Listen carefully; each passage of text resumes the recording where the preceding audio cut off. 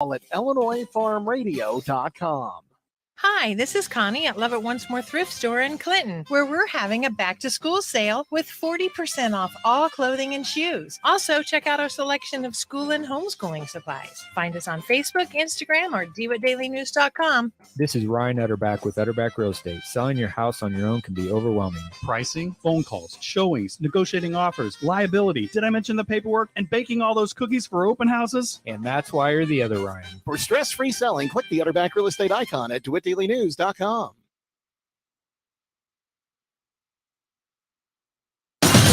friend in Central Illinois.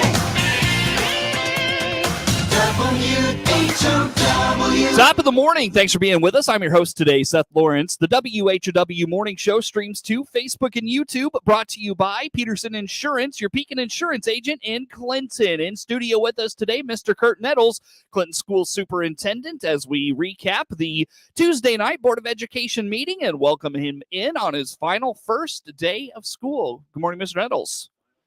Final first day of school. Yeah, happy first day of school, by the way. Yeah, thank you. How's it going? Great. Yeah. What was the vibe like this morning? Well, I went to Lincoln School and talked to some of the kids, some of the teachers, did a little of our extra innings with Mr. Nettles videos, and those will be out at some point soon. And the kids were looking good. Teachers were smiling. Everything was fresh and clean and shiny. So I did talk to a few parents too, and the vibes were good. Good. Benito Santiago played for the Padres and the Pirates. So there we go. That was right. That answers us. That was an off-air conversation we were having. But anyways, Mr. Nettles, so first day of school, we follow up the Tuesday night Board of Education meeting. Anything on the new school year you want to touch on? Anything that parents should know about this year, or students, or the community? I really, and again, this is some of the behind the scenes stuff that will eventually come out. And so I am excited about our work that we're going to do with our teaching and learning portion. And Kara Jensen, our new director, was talking last night at the board, and just, I think the way that she's going to help us streamline our assessments and our benchmarking and data on kids, and just getting them the right help at the right time. And our teachers are going to do the heavy lifting on that. But I tell you what, we've got such great teachers. I'm just looking forward to seeing how all that unfolds as we maybe more of a surgical precision on these things than we've been doing. Just having that help with the director is going to be great. Sure. She was in with us last month. It was fun to get to know her and talk with her a little bit about all those things. Big presentation she gave the board last night, and it sounds like the teachers and administration and the support staff and such earlier this week. How is she going to help in that process? And I don't know if you want to get into some of those behind the scenes things you're talking about, but what are you looking forward to with all of this? Well, there will be a lot of opportunities for Kara to go and meet with teams of teachers and the administrators in those buildings and help organize and align things, and just help us use our time more efficiently, so that we see things clearly and quickly and can get on things to make changes that are needed, or do more of what we're doing well, less of what's not necessarily working as well. It's going to change from year to year because the kids change from year to year as they get older or whatever. But I just think a lot of behind the scenes things with her helping to align. So I really look at it as you have a great team of people who are very talented, and sometimes just takes some tweaking here and there to get them all firing on all cylinders at the same time. And that's a championship team. So I want to ask, and I'm not trying to say this is the way it is, but I was listening to everything she was talking about last night, and I got to thinking, there's already so much asked of teachers because of state mandates and just things that have to happen in the classroom, from lesson planning and all of those aspects. And I like I said, I'm not saying this is the way it is, but I just wondered, this just sounds like more things teachers have to worry about, and again, not saying that's how it is. That's just a thought that popped in my head. What do you think about that? It sounds that way. So a lot of times the things that we do and the initiatives we do, it sounds a certain way, but in reality, if we do one or two things, it makes it all come together. So we will do our best to not add on to their plate. Mhm. A lot of things that we're going to try to do behind the scenes is, she talked about day-to-days where a team of people will sit and look at the benchmarking we've done on kids and their assessments and figure out where to go with them. Do they need more of this or more of that, or less of this or less of that? Mhm. You get teachers' input because they're the ones in the classroom with the kids. Mhm. They know the kids, they know the data. Mhm. And so they ought to be able to, in short bursts, help us shine light on things, but then get right back to what they need to be doing. Right. And in her defense, she did say a lot of things that she was talking about were already in place. Yes. So maybe it's just mastering some of those things. It's somebody else getting their hands on it and making the best use of it. Mhm. And that's going to be really what she'll do. Sure. Anything else on Kara and her work and having her in the district for the first time? Just Or for the first year, I guess. yeah, I just hope the community and like I am is grateful for that position and for her and the work she'll do. Sure. So tentative budget also put on file. I assume that her and Mr. Goebel will work very closely together. Drew Goebel presented your tentative budget, and you've been spending money since July, but the board's got to approve all that spending. So how about just the budget? Yeah, so our budget for this school year will be pretty close to what it's been the last several years, except the federal grant money that we've gotten the last 3 years. That's going to be gone. We're not going to get and I call it the COVID money. Mhm. And I'm trying to limit myself on how many times I use that acronym this year, by the way. Why is that? I'm tired of saying it. You're trying to save Yeah. COVID? Oh, okay. Yeah. So we'll be back to normal in those regards, not getting that influx of federal money. So we'll be back. It'll be a pretty similar budget than what we've been doing. Mhm. We will probably spend some of our reserves on some special projects that we want to do, especially on the facilities things. We'll probably spend some money out of reserves on those things, Mhm. which we can afford to do. We're in a good spot financially. So again, very tentative. Give me your thoughts on where we're at financially as a district. So we get rated, all school districts get rated by the state board after we're done getting audited by our auditors, and we present all this to the state board. They look at it. You're rated financially. You have a profile, and it's a scale of 0 to 4, essentially. Mhm. We're a 3.9 or a 4 every year Mhm. since I've been here. Mhm. And that's not necessarily due to me, but we are in good shape. We have reserves. We have cash flow, and we do not have a lot of really long bad debt. Mhm. So Yeah. that puts us in good spot.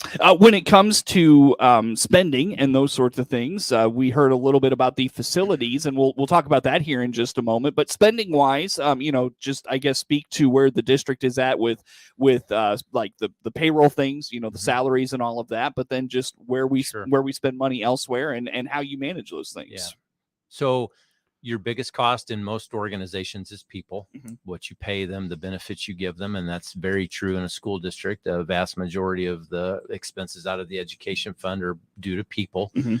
So salaries go up every year for everybody, whether you're a teacher, an administrator, or a paraprofessional or a support staff member of some sort. And we want to stay competitive. So we do that. But we also have retirements every year. Mhm. And you do replace people retiring with newer people that are obviously going to make less money, Mhm. obviously, than those that have retired. So that usually balances out pretty good. We've never really escalated our spending in the ed fund due to the people and personnel that much. But we are doing our best to give raises and negotiate with the teachers union to make sure we're competitive and attract good people. Now you had a 4 or 5 year agreement on that? 3. The 3 year. Okay. 3. Somebody had a 5 year. I can't remember who that was. Might have been Blue Ridge. Did a 5 year. I'm not I can't. sure. Anyways, Yeah. that's neither here nor there. 3 is pretty standard. Right. So when it comes to let's now transition to that facilities piece, because again, our guest in studio is Curt Nettles, Superintendent of Clinton Schools. That facilities piece has been a I don't want to say a huge discussion, but it's, you've brought it up several times in the last year and a half. I'm not sure when it all started, but at any rate, we finally kind of have some clarity on where we could get money for things like, I know there's more to this and more inside the school walls, but things like a turf on the football field and new bleachers and shifting that press box to the other side of the football field. Yeah. And, that's kind of where the eyes go because it's front and center, but there's other things obviously. But how about the spending side of that? Yeah, so we're very carefully planning that. We're not going to overspend. We're not going to outrun our headlights on this at all. Outkick your coverage, as they say. Yep, or outkick your coverage, whatever metaphor you. I like wanna that use one. Here. You Yeah, like that one? yeah. I didn't think of it. So, or run past the stop sign at third. You're right. Baseball. Yeah. So we're not going to overspend. We're going to plan for this. We're going to be careful with it. We will have short debt on it because we will finance some things, but it'll be short debt. I mentioned last night that we'll get that taken care of and paid off. And we were in good shape to be able to do that and keep our tax rate the same. We want to do nice things. So, but we renovated the high school kitchen, the high school gym. This school year, at some point, we want our architects to come in and look at the science lab and the family and consumer science lab. Oh, I thought you did that already. No, they're supposed to at some point this fall. We'll start looking at that and making estimates and what that's going to be. All right. So that project, I hope, is coming. But I really want for the district to have the turf and the better football complex with the track. And I want the baseball and softball fields to be better. They're very good. They're better than most fields we go play on. They really are. Mm-hmm. But we like them to be better. We'd love to have less rainouts and right. all those kinds of things. And we want our stuff to look good. So we're very carefully planning all that. This next summer, the summer of 24, we're going to shut the high school building down and replace the electrical components, so our electricity continues to work for years and years to come. Oh, that's what. Okay, Mr. Wayne and Mr. Peck were joking about like taking over each other's offices or something last night, and I had no idea what they were talking about. What do you guys? Yeah, at some point. So when school's out in May of this school year, and we're going to turn the lights off over at the high school building, which means my office too. So yeah, but you're going to be retired, so who cares? Oh, I'm going to work through June, so I got to figure out. You're going to push. You're going to finish it out, huh? Well, I'm not a quitter. Well, I'm not saying you're a quitter, but you might as well cash it in. Oh, I'm using my time. Okay, all right, fine. Don't worry about that. Sure, I won't leave anything on. I really feel like we're putting the cart before the horse on this one, though. Yeah, we'll have to make some plans on where staff will be working. At least part of that summer. So yeah, I'm not a huge work from home kind of guy. So. You're not, huh? No. Would you get tired of it, or you just like what's your? I've never done it. Okay. I was sent home. Again, that acronym I don't want to use. Right. I was sent home as a precaution a couple of times over the last, during that time period, and for a couple of days, and it's like, this is not good for me to be at home trying to work on things, do emails and all that. So yeah, very difficult. You want your home to be your home and your work to be your work type of thing? Or? I do. I like being with the people. I like all of us being together and talking about the work and doing the work together. So we got a little personal there. Sorry about that. That's okay. Okay, cool. I'm vulnerable. It's all right. When it comes to, I'll tell you what, let's take a time out and come back and talk some more about this, and we'll get into some other things. Curt Nettles, Superintendent of Clinton Schools, our guest in studio following up the Tuesday night Clinton Board of Education meeting. More to come with him on the WHOW Morning Show.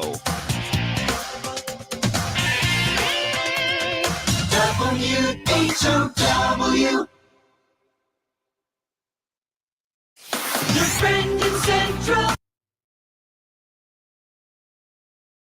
Let's check the opening numbers now at the Chicago Board of Trade on this Wednesday. Jim Taylor, RFD Radio Network. We start the day in the green with corn, soybeans, and wheat trades. September corn, 467 up 3. December corn up 3, 478.5. And March corn starting today, 492.25 up 3. September beans up 12.25 on this Wednesday, 1335.5. November beans, 1317 3/4 up 12.5. And January beans, 1327 3/4 up 12.25. September wheat 602 1/4 up 3 3/4. December wheat 627.5 up 3 3/4. March wheat opening 652 1/4 up 3. September bean meal 406.40, that's up 260. And September bean oil 66.91 up $1.01. Opening numbers for this Wednesday. Jim Taylor, RFD Radio Network. This is Scott Baum at Baum Chevrolet Buick here in Clinton. We believe in putting customers first. That's how we started, and it's why we go the extra mile for our customers.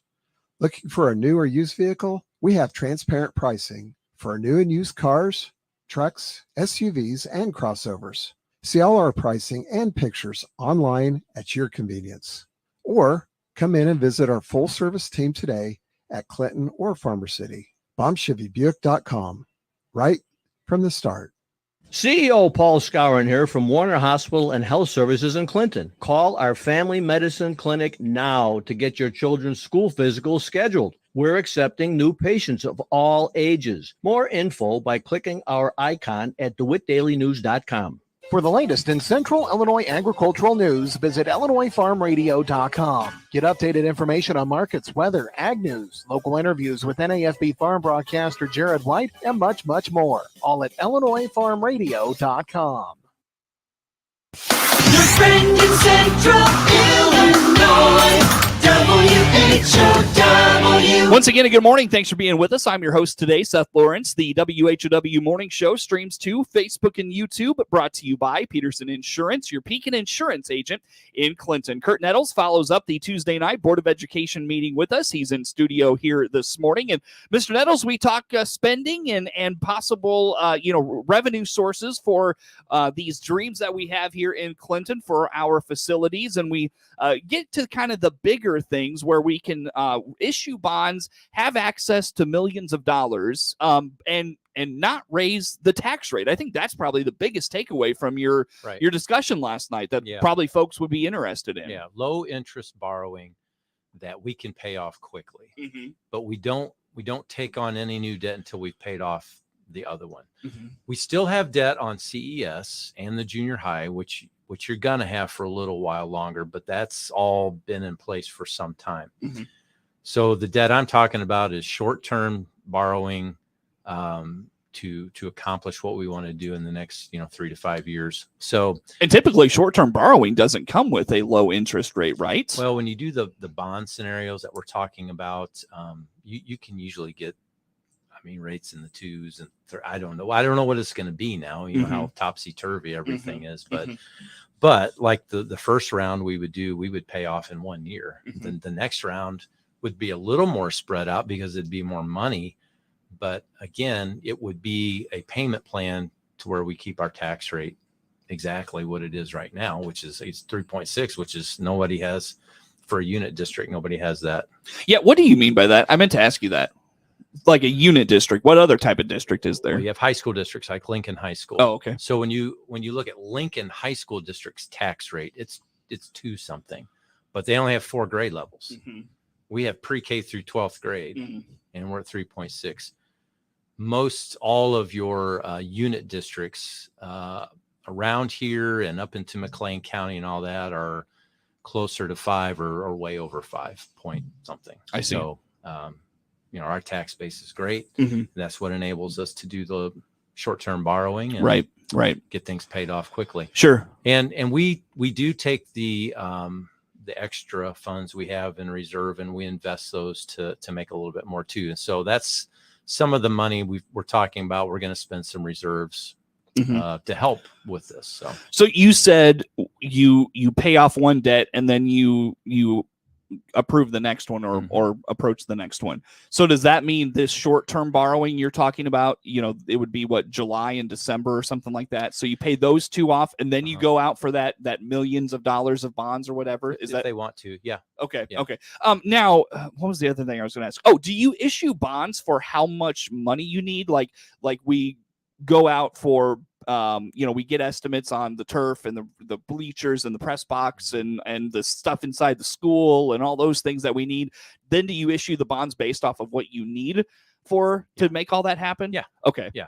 So we're working off estimates. Okay. And sometimes the engineers and architects make estimates and they estimated too low, like we did with the kitchen project. Fortunately, we had the federal money to help us with that. Yeah. And then like with the switch gear and the chiller and the boiler and everything at the high school, we're going to do this next summer. They did an estimate based on all the good knowledge they have and the economy and how things are going. And lo and behold, all the bids came in way lower. So hopefully things are turning around good. Yeah, for sure. All right, let's continue on, Mr. Nettles. Talk about making Route 10 and Illini Drive a dangerous intersection. probably a lot of folks are interested in this. What's going on? So anybody that drives up the hill on Route 10 heading east, when you go by Walker Tire, you know, you come up that hill and you have cars coming from both ways by the dentist office and by Walker. And, you know, I'm always very careful there because sometimes people may not see very well, especially if somebody's coming from the west up that hill a little bit quick. But for years and years, Clinton has had kids crossing there to walk across so they can go to the high school or the elementary or junior high. So, and we know that's going to happen. So the state knows that intersection. But I think they just wanted to, and there may be a regulation that we as a board are supposed to approve that annually. We were not aware of that if we were supposed to. So we're going to start doing that every year. And as I mentioned last night at the meeting, which you may have played for your listeners at some point or will, I would love to see some flashing lights and everything set up there. If nothing else, just be flashing in the mornings and the afternoons when we've got kids coming and going. We have a crossing guard. So we have an adult with a sign that's blinking to get out there and get ahead of it. But, you know, we just want to be as careful as we can. Sure. What does that designation do? I mean, does it give you? It just gives the state eyes on it. Okay. And gives us possibly some money, some extra reimbursement. But I would, if they want to keep their money, I just wish they'd build the lights and make it more visible, make people more aware. Probably not a spot for like a stoplight or anything. No, I wouldn't think so. But I think if you can get people's with those flashing yellow lights, you can really get people's attention with that. I mean, if you're driving 51 now, a few years ago, they put up the blinking light when a car's coming from the crossroad. Okay. You know, I see that and I start, oh yeah, there's a car pulling onto 51. I got to be careful. But if you get stuff flashing at people, that's going to help. Sure.